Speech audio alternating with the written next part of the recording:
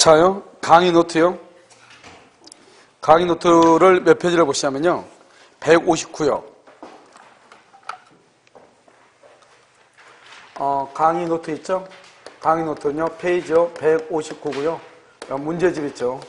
문제집은요. 페이지 157이요. 157이요. 그래서 문제는요. 182번. 182번부터요. 2번부터고요. 이것을 우리 뭐란다? 이것을 담보물권이다.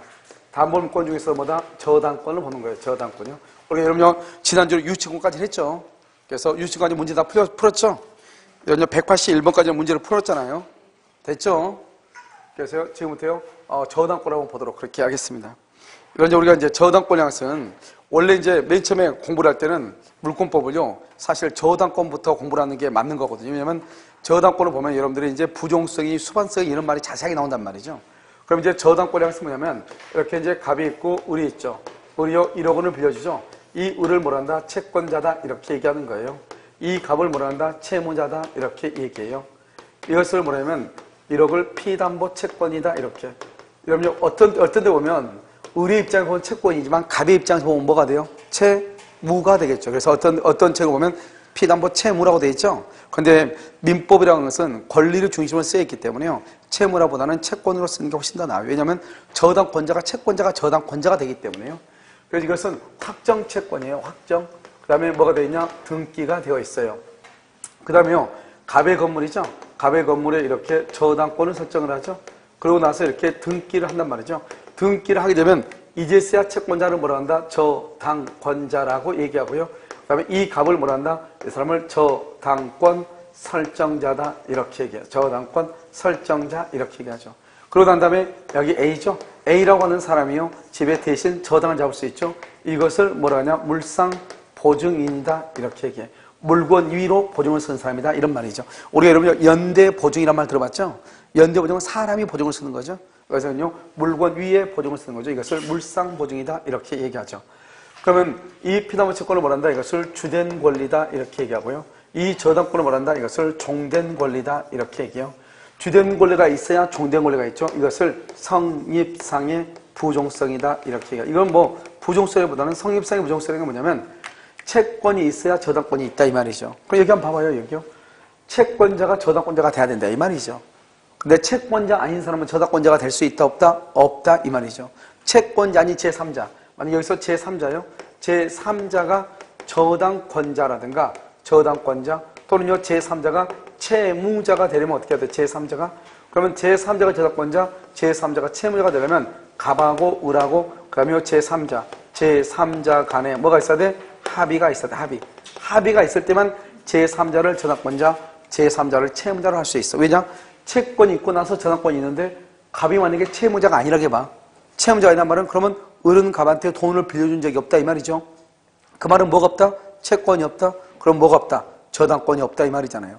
그러니까요. 채무자만 채무자가 될 수 있고 채권자만 저당권자가 될 수 있는 거예요. 그런데 제3자를 저당권자, 제3자를 채무자로 하려면 갑과 을과 병 간에 합의가 있어야 된다 이란 말이죠. 성립상의 부종성이고요. 그 다음에 이 주된 권리가 이전하죠. 이전. 누구한테요? 병한테요. 그러면 누구도요? 종된 권리도 같이 병한테 뭐란다? 이전하죠. 병한테요. 이것을 우리는 그래서 다른 약정이죠. 아무런 말이 없으면 이 말이죠. 이것을 우리 아무런 약정이 없으면 이전한다 이 말이죠. 이전상의 부종성이다 그래. 이 이전상의 부종성을 뭐라고 얘기하냐? 이것을요 수반성이다 이렇게 얘기해. 수반성이다 이렇게 수반한다 같이 간다 이 말이죠. 이때 이전할 때는 반드시 이전에 무슨 등기를 해야 된다? 부기 등기를 해야 돼요. 부기 등기 이렇게. 그 다음에요 여기서요 갑인한테 돈 1억을 갚죠. 그러면 주된 권리가 없어지죠. 그러면 종된 권리인 저당권도요 자동 소멸하죠. 그래서 주된 권리가 피담보 채권 소멸하면 저당권도 소멸하죠. 뭐 없이요? 뭐 없이? 말소 등기 없이요. 말소 등기 없이 당연히 뭐가 된다? 소멸하죠.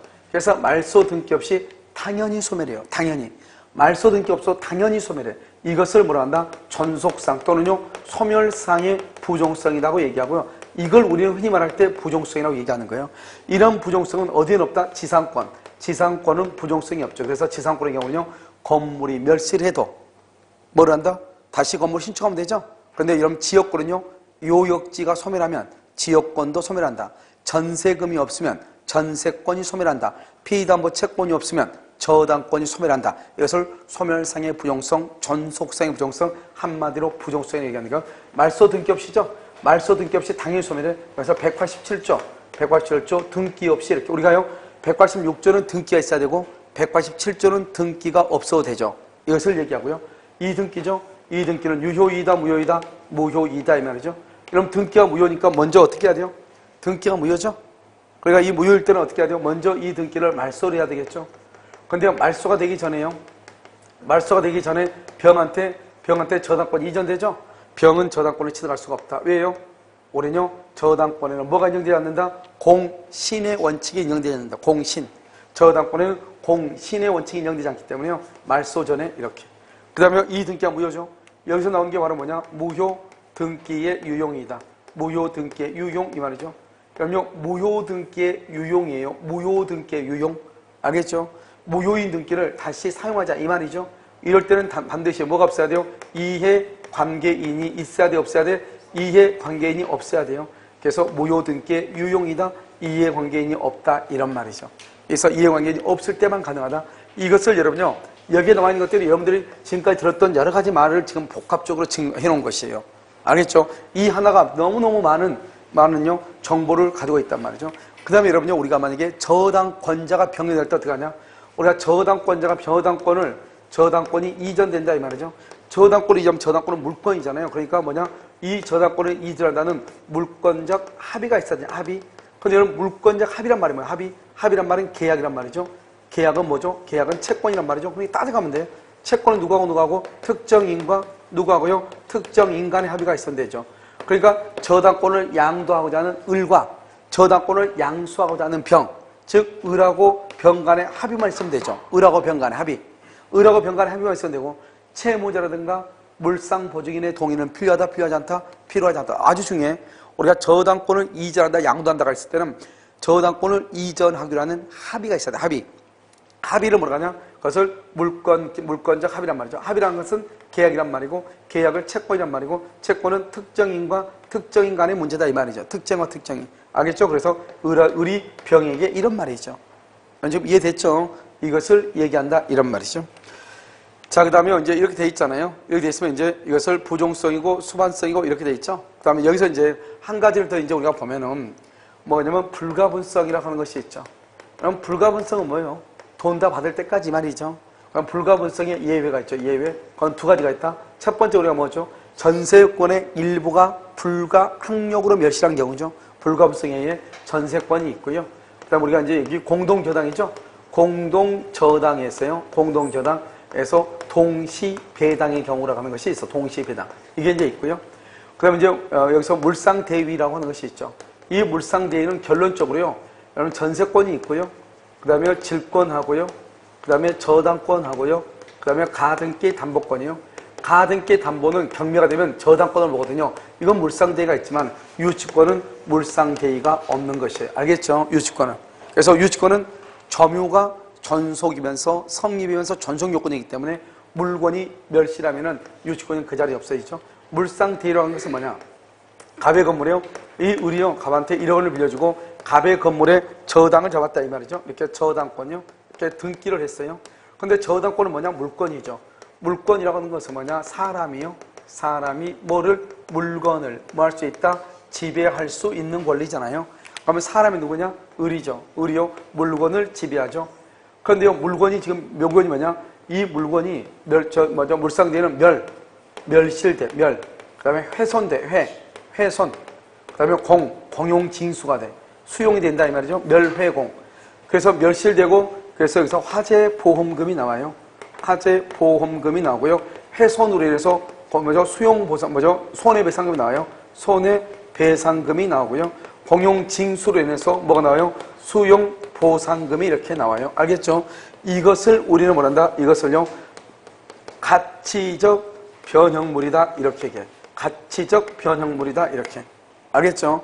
그러면 원래 저당권은 물건 위에 있는 건데 이 물건이 없어지면 멸실됨으로써 다른 물건과 똑같은 다른 변형물, 즉 물건이 돈으로 바뀌었다 이 말이죠. 그럼 어떻게 한다?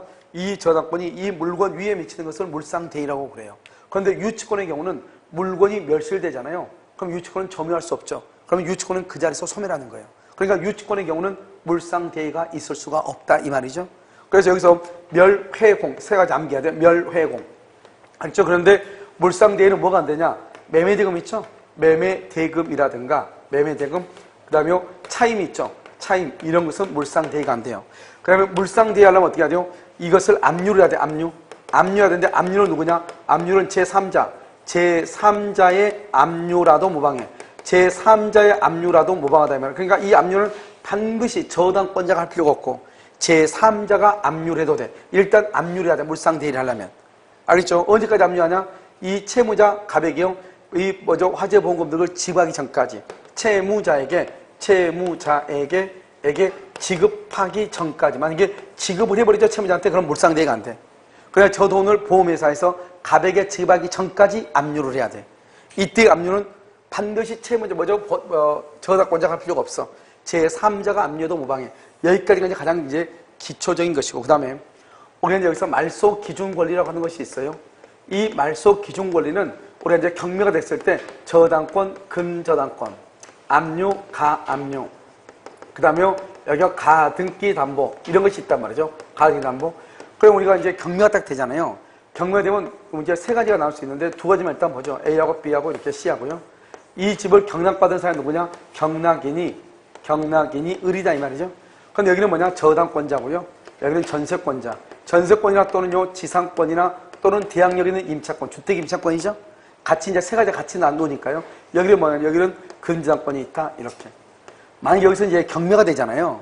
경매가 되면 이런 것들이 어디가 있나를 먼저 찾는 거예요. 어디가 있나 빨리 찾아. 경매가 되면 울구를 딱 보고 등기부를 딱 보고 딱 봤더니 저당권이 있고 여기 근저당권이 있네. 이 중에서 제일 위에 있는 놈이 누구다? 제일 위에 있는 놈이 누구다? 저당권이죠. 말소 기준은 A 저당권이에요. A가 말소 기준에서 A 이하는 전부가 다 소멸해. 전부가 다 소멸해. 이것을 소멸주의라고 그래. 그러니까요. 경락받은 사람은 아무것도 없는 상태에서 자기가 건물을 마치 신축한 것처럼 아무런 제한이 없는 물건을 취득하죠. 그러니까 이런 물건에는요. 사람들이 여러 명 달려들겠죠. 알죠? 그러니까 이런 것은 남는 것이 별로 있다 없다? 없겠죠. 서로 달려드니까. 그리고 여기서 보면 전세권자라든가 지상권자는 경락인에게 뭐 하지 못한다? 소멸하니까 경락인에게 뭐 하지 못한다? 대항하지 못한다. 대항하지 못한다는 말은 전세권자는 전세금을 을한테 반환 청구를 못하는 거예요. 여기서 이제 다 소멸하고 경매가 되면 경매 대금이 나오겠죠? 경매 대금에서 돈을 나누어 갖는 거예요. 알겠죠? 그런데 이제 이런 경우가 있겠죠? 여기서 이렇게 갑이 있죠? 갑이 있고 여기 A가 있고 B가 있고 C가 있죠. 이렇게요. A가 뭐다? A가 전세권, 그 다음에 지상권, 그 다음에 여기 임차권이 이렇게 있을 수 있고요. 여기는 근저당권이 있고요. 그 다음에 여기 압류가 이렇게 압류나 또는 가압류가 있을 수 있겠죠. 경매가 딱 되면요. 이 경락받은 사람이 을이란 말이죠. 을인데요. 여기는 1억이다 해봐. 그런데 경매는요. 2억에 경매가 됐다. 2억이에요. 2억에. 그럼 2억에 경매가 됐다 해봐. 그러면 먼저 이런 것들이 어디 갔나 먼저 찾아. 근저당권 압류. 저당권 약관 압류 가압류가 어디 갔나 찾아. 얘기했죠? 이 중에서 제일 위에가 어디죠? 근저당이죠. 그럼 B. B가 말소 기준이 되는 거예요. B 이하는 소멸하는 거예요. B 이하는 소멸을 해. 소멸하고요. 이 말소 기준보다 더 위에 있는 권리. 이것을 소멸한다 안 한다? 소멸하지 않는 거예요. 소멸하지 않는단 말은 여기서 을이요. 을이 인수를 해. 을이 인수한다는 것은 을이 책임을 진다 이 말이죠. 그걸 인수주의라고 그래. 그러니까 어떻게 돼요? 이 사람이 만약에 이 건물이 3억짜리라고 해봐. 3억짜리 가면은 이 사람은 3억 원의 경매를 들어가면 절대로 안 되죠. 왜 안 되냐? 3억 원의 경매에 들어가면 이 1억을 자기가 또 책임을 져야 되는데 그러면 4억의 경매에 들어간 거 똑같잖아요. 그러니까 3억 원의 경매에 들어가면 일단 2억 밑으로 떨어질 때까지 기다리는 거예요. 한 번 경매가 유찰되면 20% 정도씩 저감이 되거든요. 그러면 3억이니까 한 번 경매가 아무도 안 들어가죠. 이런 데는. 그러면 6천만 원이 깎여. 그럼 2억 4천이 또 시작해. 그럼 또 20%가 또 깎여. 그러면 얼마죠? 5억 한 2천 정도 되죠? 5,200 정도 되죠? 그게 또 깎여. 그리고 이제 그 다음번에 경매를 할 때 이제 한 1억 한 9천 정도의 경매가 시작되죠? 그때 이제 경매에 들어가야 돼. 그래서 2억의 경락을 받는단 말이죠? 그래서 1억을 남겨놔야 되겠죠? 그래가지고 나중에 1억을 A한테 줘야죠. 그러니까 뭘 한다? 전세권자는 경락인에게 대항할 수 있다. 임차인은 경락인에게 대항할 수 있다. 경락인에게 전세금 반환을 청구할 수 있다. 이렇게 얘기하는 거예요. 그래서 이런 것은 원래 소멸하지 않고 인수가 돼. 그런데 전세권은요. 전세권의 경우는 배당 요구를 하죠. 배당 요구를 한단 말은 나 돈 받고 나갈래 이 말이죠. 그러면 이때는요, 돈을 주게 되면 소멸을 해. 그리고 만약에 전세권자가 배당 요구를 한다. 그러면 이 사람은요, 2억 원의 경매를 들어가야 돼? 3억 원에 들어가야 돼? 3억 원에 들어가야 되겠죠. 알겠죠? 이 사람이 배당 요구한단 말은 돈 받고 나가겠다 이 말이니까. 자기는요, 1번이 전세권이니까 계속 기다리고 있어. 그러니까 남들이 다 경매 받고 나가버리죠. 알겠죠? 이것은 이제 말소기준 걸리고, 그 다음에 이제 우리가 매각 대금이 나오죠? 매각 대금이란 말은 경매 대금이 나온다 이 말이죠. 그럼 이 경매 대금에서 우리가 이제 나눠 가져야 될 거 아니에요, 돈을요? 제일 먼저 뭘 뽑느냐? 저당권 실행 비용을 뽑는 거예요. 실행 비용. 먼저 여기서 뽑아. 예를 들어서 3억이다. 그러면 3억에서 저당권 실행 비용. 예를 들어서 감정 평가 비용이라든가 송달료라든가 그다음에 집행관이 가면 이제 현장에 가서 조사를 하면 조사 비용들 있죠? 이런 비용들을 뽑는단 말이죠. 첫 번째로 그다음에 제3취득자. 제3취득자의 비용 상환청권을 빼. 비용 상환청권, 필요비와 유익비를 빼. 제3취득자. 좀 이따 설명할 거예요. 그 다음에 여기서 뭐가 나오냐면 여기서요, 최우선 변제권을 빼. 최우선 변제권을 뺀다 이 말이죠. 최우선 변제권을 빼고 여기서 우선 변제권을 빼는 거죠. 여기에 또 뭐가냐? 당해세라고 해가지고요. 그 당해세, 증여세 같은 것도 있죠? 이런 것들을 또 뺀단 말이죠.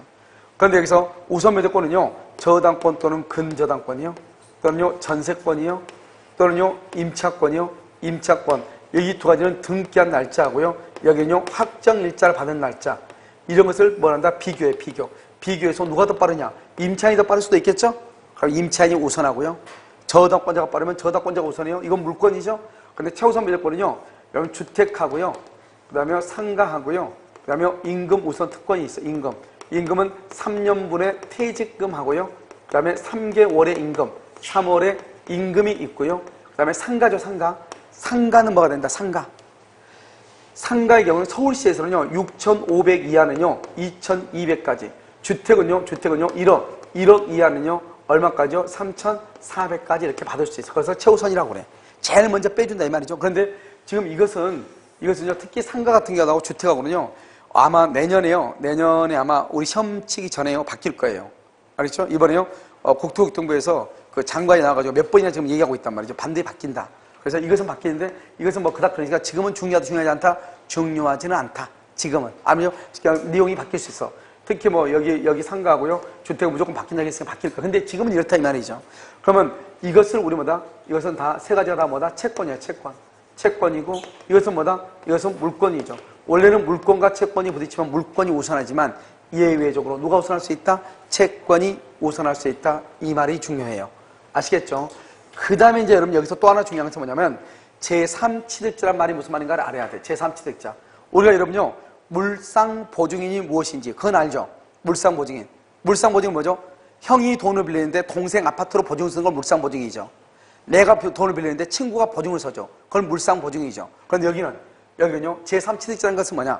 이런 것이죠. 토지면 토지. 갑의 토지 위에요, 갑이 이렇게 건물을 가지고 있어. 여기에 A가요, 저당을 잡고 있어. 저당권 1억을요. 여기에요, B가 근저당을 잡고 있어. 토지예요. 토지에 또 1억을요. 이렇게요. 그러면 토지나 건물에 대해서 이렇게 저당권이나 근저당권이 있죠?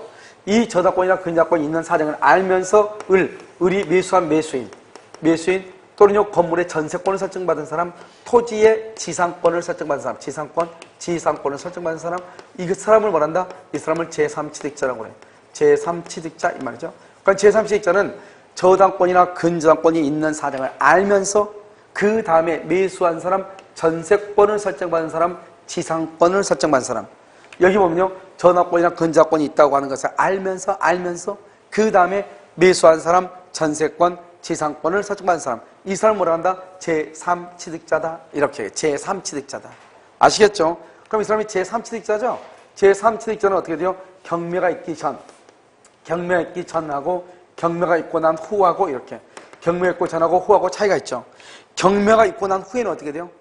경매가 있고 나면 저기 봐봐. 제3취득자로 뭘 청구할 수 있다? 비용을 경매대금에서 먼저 청구할 수 있죠?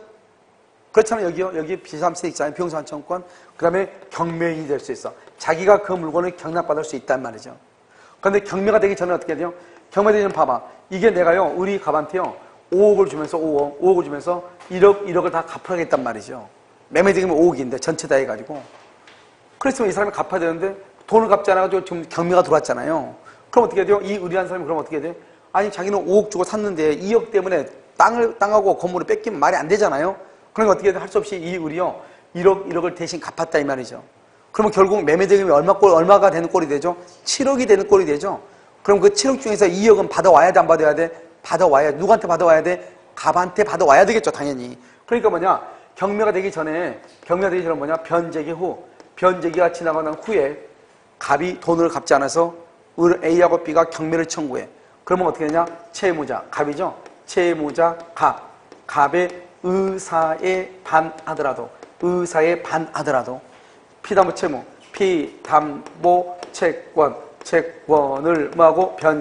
변제하고, 그 다음에 저당권이나 근저당권, 등기를 뭐하고?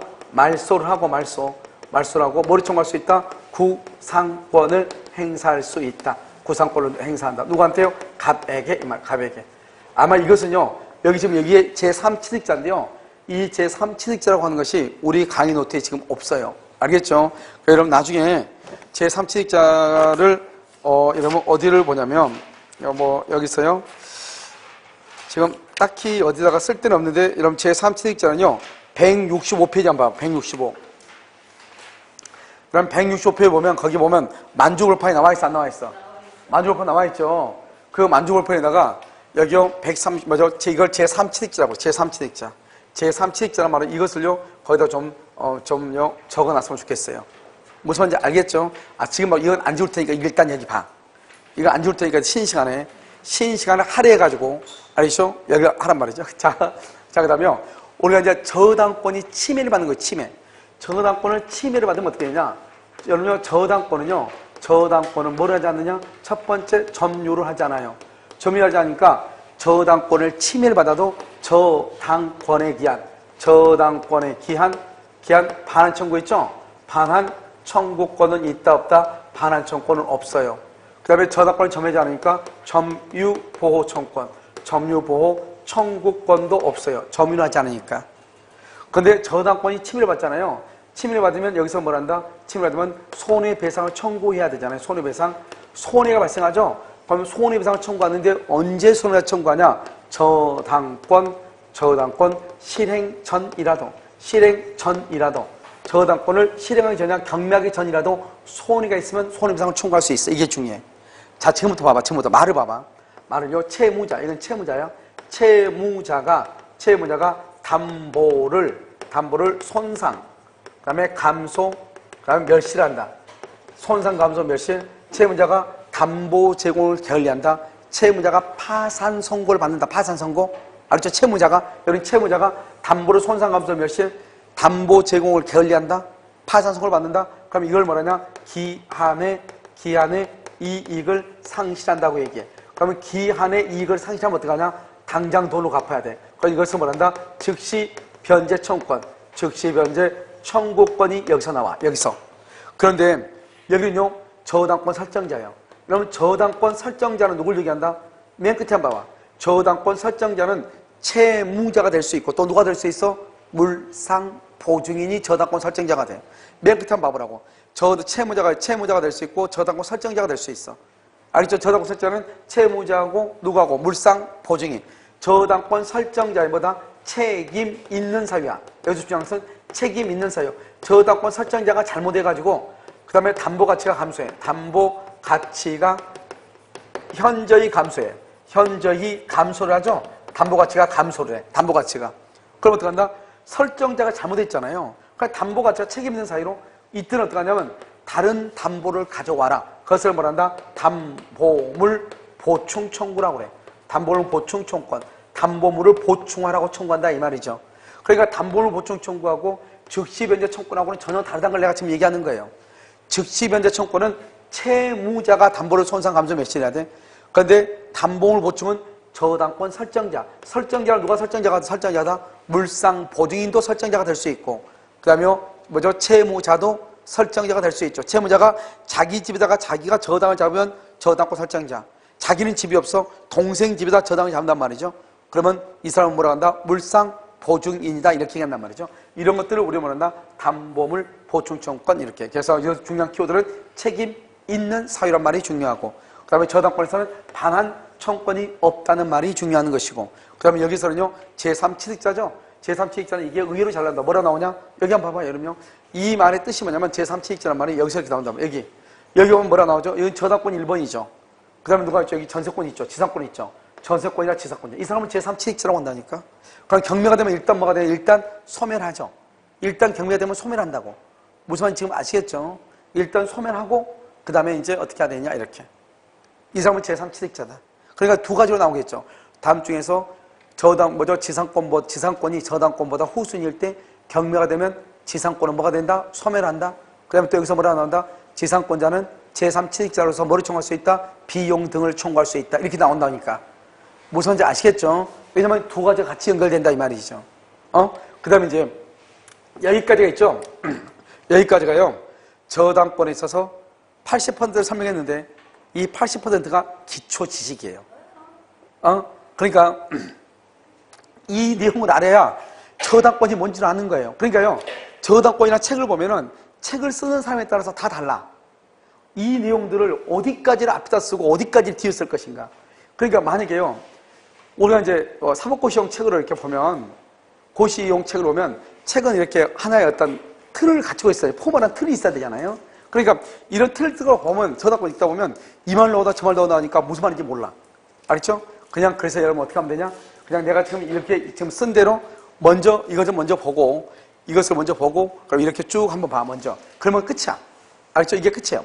그러고 나서 여기서 이제 몇 가지 뭐냐? 여기서 한 가지, 두 가지, 세 가지만 보면 돼. 세 가지. 그런데 이런 것들이 이제 중간중간에 문제가 나온단 말이지. 이게 저당권. 이게 어려워. 그러니까요. 어떤 책들을 보면 내가 지금 쓴 거 여기 있죠. 이런 것들이 여기까지가요. 아니지. 여기까지는 책에 유치권 앞에다 써놓고 여기서부터 여기 두 가지는 저당권을 써놓고 이렇게 써놓으니까 헷갈린단 말이죠. 훨씬. 사실 유치권에서는 이런 것이 뭐냐 하는 거 잘 안 나와. 알죠? 실제로 이것이 저당권하고 연결됐을 때 잘 나온단 말이에요. 물론 이것은 저당권에만 해당하는 것이 아니고 어디에도 해당한다?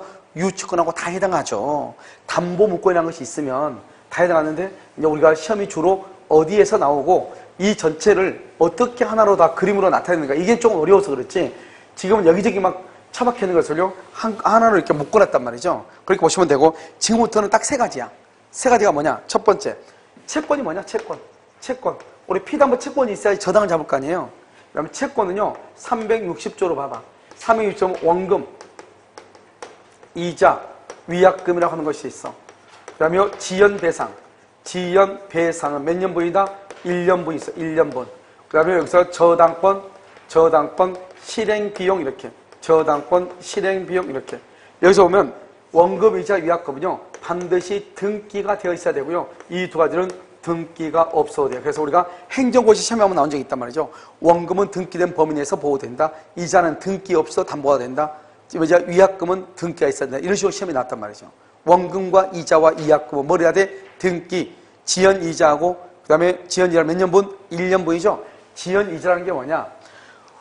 오늘이 돈 갚을 날짜란 말이죠. 그러면 돈을 언제까지, 오늘 돈 갚을 날짜인데 이 사람 돈을 갚지 않으면 경매를 할 거 아니에요. 은행에서요. 그럼 은행이 그러면 경매대금에서 자기가 받을 수 있는 돈 다 받아가느냐? 그게 아니라고. 은행이 돈을 받아가려면 첫 번째 원금, 그 다음에 이자는 등기된 범위에서 받고 등기가 안 되면 무이자로 봐가지고 못 받는 거예요. 그 다음에 위약금도 등기가 되어 있으면 받고 없으면 못 받는 거예요. 그 다음에 지연배상은 몇 년분만? 1년분만. 그러니까 돈 갚는 데에서 돈 갚을 날짜 변제금부터 1년 안에 있는 이자만 받아가는 것이고 그 1년 아니고 이 사람이 만약에 채무자가 3년간 돈을 갚지 않았어요. 돈 갚을 날짜부터 3년이 지연이자야.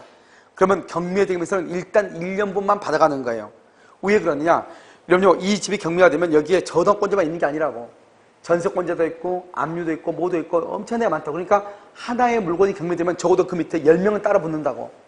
알겠죠? 그러니까요, 다른 밑에 있는 사람들도 몇 푼의 돈을 받아가야 되잖아요. 그러니까 일단 경매대금에서 이 사람은 원금하고 이자하고 지연이자는 몇 년분? 1년분만 일단 받아가. 1년분만. 지연이자는 돈 갚을 날짜로부터 발생하는 이자잖아요. 그런데 3년을 지체했다 이 말이죠. 3년분을 다 받아가는 것이 아니고 1년분만 일단 받아가. 그리고 이제 밑에 전세권자, 또 근저권자, 압류권자 받아가. 그러고 나서 돈이 남았다. 그러면 나머지 2년분을 받을 수 있어. 돈이 없다 그럼 못 받는 거죠. 그럼 돈이 이 사람 그럼 영원히 못 받냐? 그게 아니고 이 사람은 채무자가 다른 재산이 있나 봐. 이 건물 말고 다른 임야라든가 토지가 있나 봐. 그럼 그 임야나 토지에서 경매가 되면 돈을 받을 수 있는 거예요. 그런데 일단 여기서 몇 년만 받는다? 1년만. 그럼 누구 때문에 그렇다? 누구 때문에? 후순위 권리자를 보호하기 위해서. 그래서 여기서 1년이라고 하는 것은 채무자는 전액을 책임져, 전액을. 그런데 후순위와의 관계에서 몇 년분만이다? 1년분이다 이 말이지. 후순위와 관계에서. 그러니까 1년분은 자기 혼자만 있다, 저당권자. 그러면 1년분을 받아야 전부를 받을 수 있어? 전부를 받을 수 있다 이 말이죠. 이것은 여기서 이 말이 중요한 거예요. 그 다음에 이 피담보 채권은요, 돈으로 환산이 되면 다 돼. 돈으로 환산할 수 있으면. 이런 혹시 그 무덤 같은 사람들 있잖아요. 그 사람한테 뭐라냐? 당신이 나한테 기도해가지고 내가 공중의사 시험에 합격을 하면 내가 돈을 1억을 주겠다. 이런 사람이 있단 말이죠. 그러면 무당이 기도하는 것, 그 돈이 얼마예요? 모르죠. 모르는데 우리가 뭐라고 그랬죠? 그 기도하는 거 가지고 등기할 수 없단 말이에요. 저당기할 수 없어. 그런데 기도에서 합격하면 1억을 준다겠죠. 그러면 그 기도값이 얼마다? 1억으로 돈 계산이 되죠. 그러면 뭘 한다? 합격할 것을 조건으로 해가지고 1억 원을 피담보 채권을 해서 저당을 잡아. 돈 주기 싫으면 시험 안 치면 돼요. 떨어지면 되죠. 합격한다 그러면 무조건 1억 줘야 돼, 안 줘야 돼? 줘야 되죠. 안 주면 어떻게 한다? 우리 아파트 압류해서 경매하는 거예요. 여러분 지금 무슨 말인지 이해되시죠? 이것을 우리는 채권이다 이렇게 얘기하는 것이다 이런 말이죠. 무슨 말인지 지금 여러분 아시겠죠? 됐죠 지금? 여기서 이제 채권이다 이렇게 얘기하는 것이고요. 자 그럼 다시 한번 볼까요? 여기서요. 또 이제 다른 걸 보면 두 번째는요. 객체죠. 대상. 어디에다 저당을 잡느냐? 저당권은요. 먼저 부동산이 돼야 되고요. 그 다음에 뭐라 해야 되냐? 등기를 해야 돼요. 알겠죠? 이게 중요해. 등기나 뭐다? 등록이 가능해야 돼요. 그런데 이건 부동산뿐만 아니라 뭐도 있다? 준부동산도 있죠. 부동산은 아니지만 부동산에 준하는 것. 알죠? 그렇다고 보는 것. 뭐가 있죠? 등기나 등록하는 뭐죠? 자동차. 등록하죠? 항공기. 등록하죠? 선박. 등기하죠? 중장비. 등록하죠? 이런 것들은 동산이죠. 그러면 항공기가 부동산이 가면 난리가 나죠. 항공기는 동산이다 부동산이다? 동산이가 떠다니죠. 알겠죠? 배는요. 전 세계에서 가장 큰 배가 여러분 520m 돼. 길이가 520m. 이런 520m가 얼마인지 잘 기억이 상상이 안 되죠? 잠실 야구장을 3개를 붙여놔도 안 돼. 4개 정도 붙여야 돼. 잠실 야구장 하나가 150m 정도 된다. 150이나 160. 그것을 3개, 4개 붙여야 된다니까. 550m 정도 되려면. 그러니까 여기서 끝까지 한번 가려면요. 마음 안 먹고는 못 가. 그러니까 거기 있는 선원들도 끝에서 끝까지 가보는 것도 2번 이상 못 가봐. 알겠죠? 멀어가지고. 그 정도 길단 말이죠. 그러니까 그런데 대부분 유조선, 기름을 싣고 다니는 배인데 너무 길어가지고 유조선은요, 우리가 물을 일로 봤을 때 유조선 같은 게 아마 0.8구나 9 비슷비슷해. 그러니까요, 물 위에 겨우 떠 있죠. 그러니까 끝에서 보면 앞에 선수 보면하고 뒤에 그 저타시 그것만 보이고 가운데는 안 보이죠. 그러니까 이것 때문에 사람들이 잘못해가지고 중간에 가지고 배가 충돌할 수 있죠. 그러니까 이런 배가 지나가잖아요. 그러면 해상 봉쇄를 해요. 옆에 있는 선박들을 지나가지 못하게끔 경계가 온다니까. 그러니까 이 배가 한번 지나가려면 미리서 한 몇 개월 전에 통보를 해줘야 돼요. 거기에다가. 그렇지 않으면 잘못하고 엉뚱한 게 와가지고요. 어떻게 할 수 있어요? 사고 날 수 있죠. 그런데 그렇게 큰 배는요. 동산이다 부동산이다. 동산이다 부동산이다. 여러분요. 동산이니까 배가 가는 배라고 하지. 동산이 아니면 그건 타이타닉 침몰해 있다 이 말 아니에요. 알겠죠? 그렇잖아요. 배가 동산이니까 500이고 뭐 그건 필요 없어. 몇 메타고. 움직이는 것은 뭐다? 동산이죠. 움직이지 않으면 타이타닉이지. 알겠죠? 침몰했다 이 말이잖아요. 알겠죠? 그러니까 아무튼 이런 것에 등기나 등록을 할 수 있어야 돼. 그러니까 봐봐. 부동산인데 등록이 안 되는 것도 있죠. 뭐가 있어? 명인방법, 농작물. 알겠죠? 명인방법하고 농작물 등기한다 안 한다? 안 하죠. 그래서 명인방법하고 농작물에는 저당을 잡을 수가 없는 거예요. 무슨지 알겠죠? 자, 그 다음에 두 번째는요. 여러분요, 수산업법 있죠? 수산업법이 있고요. 그 다음에 여기요, 광업법이 있어요. 광업법. 수산업법에서 어업권이 있고요. 어업권. 광업법에는 광업권이 있어요.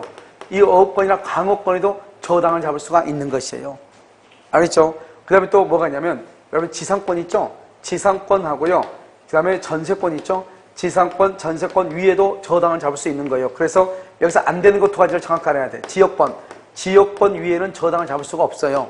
임차권 채권이죠? 임차권은 아무리 등기가 돼 있어도 저당을 잡을 수가 없는 거예요. 저당 못 잡아요. 알겠죠? 그래서 여러분 이것을 잘 알아야 되겠죠? 지역권 안 된다, 임차권 안 된다, 이렇게. 알겠죠? 이런 어업권이 뭐예요? 어업권?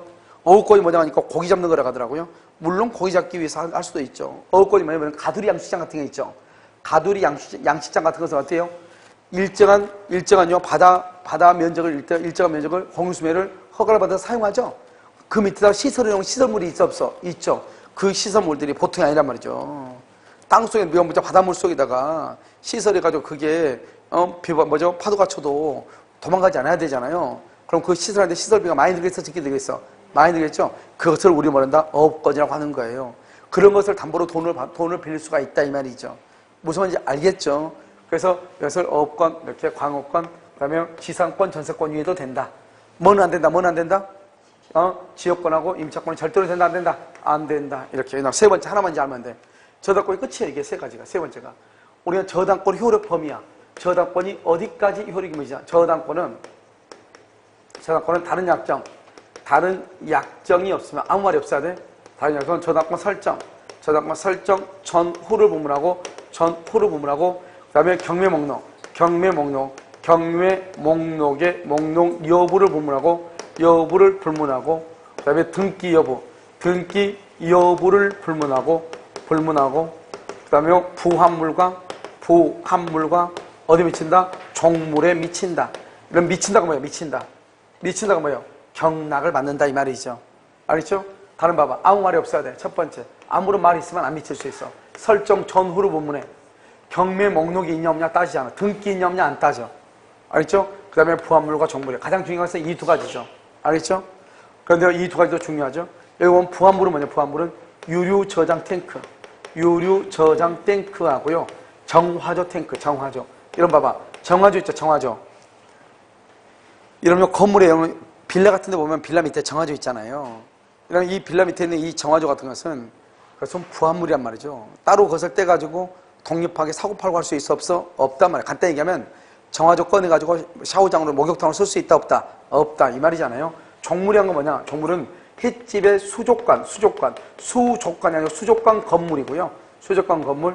그 다음에 또 뭐가 있냐면, 주유소의 주유기예요. 이런 거 봐봐. 우리는 요즘 주유소에 보면 주유기가 있는 것이 보편화되어 있죠. 그러니까 예전에 시골 같은 데 보면 주유기가 없어도 주유소를 했단 말이죠. 기름을 드럼통 같은 데다 가져와가지고 팔고, 지금은 이제 시대가 좋아져가지고, 모든 곳에 이제 보통 그런 데는 거의 시골 상권 같은 데 아니면 없죠. 거의 대부분 보면 뭐냐면 다 주유기가 다 있죠. 근데 주유기가 없는 데도 있단 말이죠. 주유소 하는데요. 기름을 이렇게 해가지고, 기름을 자기네 요즘 조그만 탱크차 같은 데 있잖아요. 이런 데도 해가지고 그냥 기름 이렇게 팔고 하는 데도 있단 말이에요. 그러니까 반드시 주유기가 있어야 되는 건 아니지만, 주유기가 없으면 기름 팔기가 힘든 세상이에요, 요즘은. 사람들 성격 급해가지고. 이런 보면 우리 이런 차 봤죠, 여러분요? 이렇게 헤드만 이렇게 있는 차 있죠. 헤드가 이렇게 있고, 여기 이렇게 해가지고 컨테이너를 싣고 다니는 차 봤죠, 컨테이너. 아니죠, 바퀴가 한 6, 7개 이렇게 있잖아요. 여기가 이제 이 부분에 헤드 부분이 있는데, 이 부분이 가격이 다예요. 전부 다예요. 보통 이 헤드 부분이 보통 1억에서 1억 5천, 2억까지 가죠. 알죠? 벤츠 같은 경우. 이 헤드 부분만. 알죠? 그런데 여기 보면 차를 한번 타봤는데, 뒤에가 엄청나게 넓어요. 알겠죠? 넓고, 뭐가 되냐? 다 이렇게 잠을 다 잘 수 있게끔 이렇게 돼 있죠. 그러니까, 그 다음에 이 사람들은 여기에 기름이 너무 많이 들어가기 때문에, 기름통이요? 기름이 많이 들어가니까 이 사람들 어떡하냐? 제일 먼저 차를 스탑하면 이 사람들은요, 먼저 쇠사슬 있죠, 쇠사슬로 해가지고, 여기 마개 있죠. 마개 있는데 그 부분을 이렇게 키로 잠그는 게 제일 먼저 한 일이에요. 그리고 이 사람들은 같이 보통 모여가지고 그중에 차에서 그냥 자요. 같이 차를 쭉 주차해요. 그러니까 대부분 보면 이 사람들은 어디서 주로 잠을 자냐? 화물차, 주유소 있죠. 아니, 휴게소 이런 데 보통 자잖아요. 왜 그러냐? 혼자 만약에 차 세워놓고 다른 데 가서 잡아. 그럼 기름이요. 여기서 어느 정도 들어가냐? 한 80만 원어치 정도 기름이 들어가요. 알죠? 그래서 이 기름은 다 누가 다 빼간단 말이죠. 그러니까요. 여기서 이거 조심해야죠. 그러니까 우리가 보면 80만 원어치 기름을 넣으려고 해봐. 드럼통으로 집어넣어봐. 그러면요. 말통으로 해가지고 집어넣어야 되겠죠? 이거 넣고 나면요. 그 다음날 몸살 걸려가지고 아무것도 못해. 알겠죠? 그리고요. 기름 넣는 그 주유소 사장은요. 어떻게 해야 돼요? 지금 빨리 서울에서 부산까지 왔다 갔다 해야 되는데 이게 일을 못 하잖아요. 그러니까 우리가 주유기가 없어도 주유소는 할 수 있는데 주유기가 있음으로써 주유소가 돈을 더 많이 벌어 적게 벌어. 그걸 종물이라고 그래. 종물은 주된 물건의 효용을 극대화해. 이런 봐봐. 항상 하는 얘기. 횟집이 두 개가 있어, 횟집이. 하나는요, 수족관이 있어가지고 물고기 날 잡아 하면서 놀고 있어. 이쪽은요, 횟집인데 아무리 봐도 수족관이 없어. 그럼 차를 끌고 들어가다가 수족관이 없는 자해제를 하겠다. 수족관이 있는 우회전 한다. 이러면 다 우회전한다고 하죠? 왜 그래?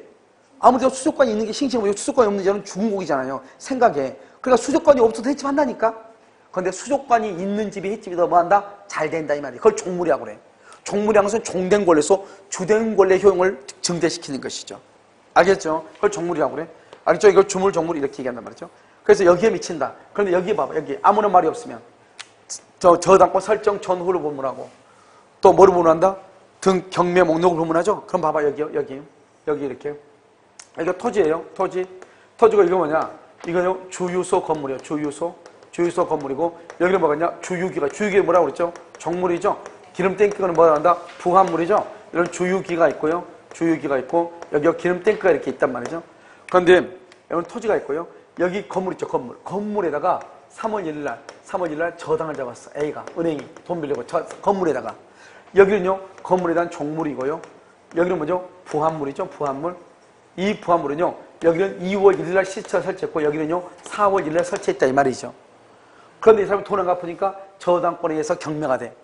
그럼 경매가 되면 어떻게 돼요? 경매가 되면 여기서 경매 목록을 작성해야 되겠죠. 경매 목록. 그래서 경매 목록이 작성했어요. 경매 목록이요. 경매 목록이 작성이 됐다 이 말이죠. 경매 목록이. 알겠죠? 이렇게요. 여기요 주유소 건물이요. 그 다음에 여기 2월 1일 주유기요. 그 다음에 2월 1일 기름 탱크요. 그 다음에 여기 토지 이렇게요. 경매 목록이 있는 거예요. 이 경매 목록을 보고 내가 뭐란다? 경락을 받을 거 아니에요. 경락인이요. 경락 받을 때 주유소 경락 받아 못 받아? 경락 받아 못 받아? 아, 건물에 저당 잡았잖아요. 받아 못 받아? 받아. 주유기는? 받아. 이거는? 받아. 토지는 못 받는다 이 말이죠. 토지는 경매 목록이 있어도 못 받아. 왜? 토지하고 건물은 전혀 별개예요. 우리가 여러분 일괄경매한테 배웠죠. 토지에 대한 저당권은 토지만 경매한다니까. 건물에 대한 저당권은 건물만 경매한다니까. 건물에 대한 저당권으로 토지까지 경매는 절대로 못해요. 그러니까요. 토지하고 건물은 전혀 별개이기 때문에 주유소 건물하고 토지는 경매 목록이 있다고 해서 다 경락받는 게 아니에요. 그 다음에 여기 봐봐. 여기는요. 여기는 4월 1일 주유소하고 주유기하고 탱크하고는 4월 1일 지금 있어 없어? 있어 없어? 없죠. 그럼 경매를 받아 못 받아? 없으니까 받아 못 받아. 여기를 봐봐. 경매 목록이 있냐 없냐를 불문하고 전후를 불문하고 부합물하고 종물에 미쳐. 부합물하고 종물 전후를 불문하고. 그래서 여기는 저당권 설정을 난 후죠.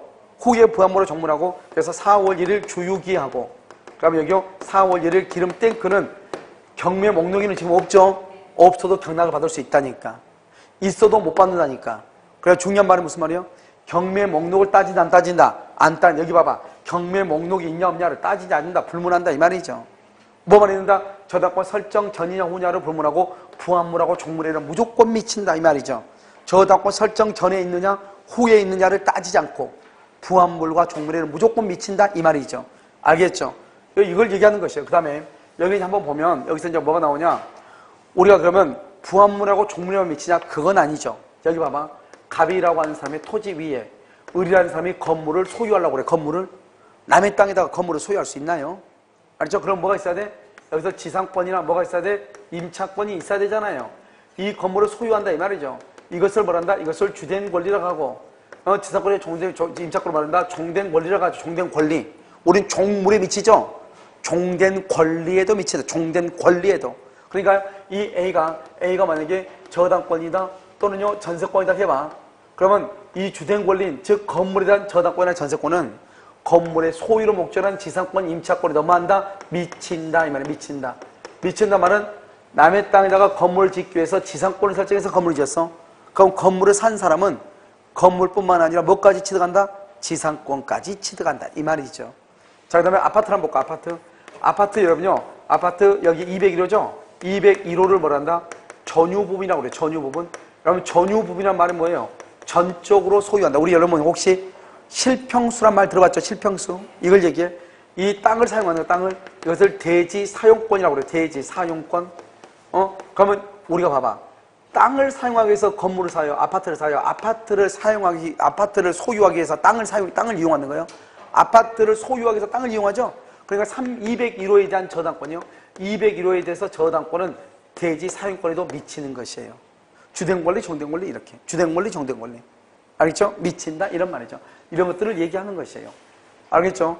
이걸 우리가 뭐라 한다? 저당권의 범위다 이 말이지. 자, 다시 한번 봐봐. 다시 보면 우리가 이제 저당권은 어디에다가 저당을 잡느냐 이 말이죠. 저당은. 알겠죠? 이게 중요해요. 저당은 어디다 잡느냐 이 말이에요. 저당이라는 것은 먼저 뭐가 있어야 돼? 원금, 이자, 위약금이라고 하는 것이 있어야 되고 우선 알겠죠? 그 다음에 지연배상 1년분이고 저당권 실행비용 이렇게 됐나요 지금? 그 다음에 여기 보면요 객체죠 객체. 객체는 어디냐? 부동산이나 중부동산인데 등기나 등록이 가능해야 돼. 그러니까 등기나 등록을 안 하는 거 안 돼. 명인방법 농작물 안 된다 이 말이죠. 그 다음에 여기서 뭐가 있다? 수산업법에 대한 어업권, 광업법에서 광업권 이런 것들이 있다 이 말이에요. 이런 것들을 우리는 뭐라고 한다? 이런 것들을 뭐라고 얘기해요? 그것을 저당권에 관한 것이다 이런 말이에요. 그래서 저당권은 양이 좀 많긴 많죠. 양은 많긴 많은데 실질적으로 저당권은요 기본적으로 우리가 해야 될 것을 보면 별거 안 돼. 아니에요. 그런데 이제 저당권은 기본적으로 이해를 해야 될 것이 있어. 제3취득이라는 말이 무슨 말인지, 그 다음에 말소 기준권이라는 말이 무슨 말인지, 물상대의란 말이 무슨 말인지, 우리가 저당권은 어떻게 해서 이루어졌는지, 저당권은 이런 것들이 조금 어렵고요. 그 외에는 이 세 가지예요. 세 가지. 무슨 말인지 아시겠죠? 그래서 그러면 잠깐 쉬었다가요 다시 하도록 그렇게 하겠습니다.